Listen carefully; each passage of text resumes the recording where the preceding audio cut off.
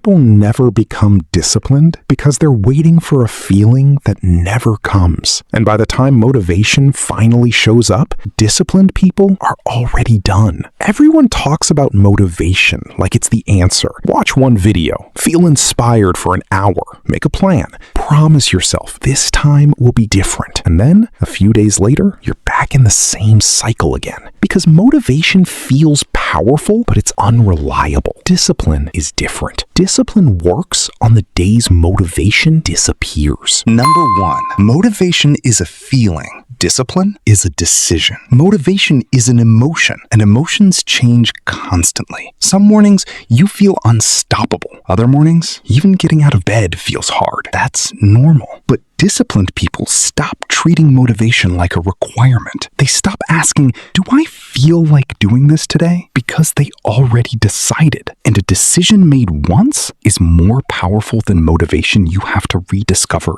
every day. Number 2, they make it easy to start. Here's what surprises most people. Highly disciplined people don't always push harder. Sometimes they lower the bar on purpose. Instead of saying, I need to work for 3 hours, they say, just start for 5 minutes, 1 page, 10 push-ups, 1 small step. Psychology calls this reducing activation energy because starting is usually the hardest part. And once momentum begins, continuing becomes easier than stopping. The people you think are always motivated, most of them aren't. They just stopped depending on motivation to begin. Number 3, they build identity, not goals. Most people build goals. Disciplined people build identity. A goal says, I want to get fit. Identity says, I'm someone who trains. A goal says, I want to write. Identity says, I'm a writer. And once your actions become part of your identity, you stop negotiating with yourself because runners run. Writers write. Disciplined people show up, even when they don't feel like it. Number 4,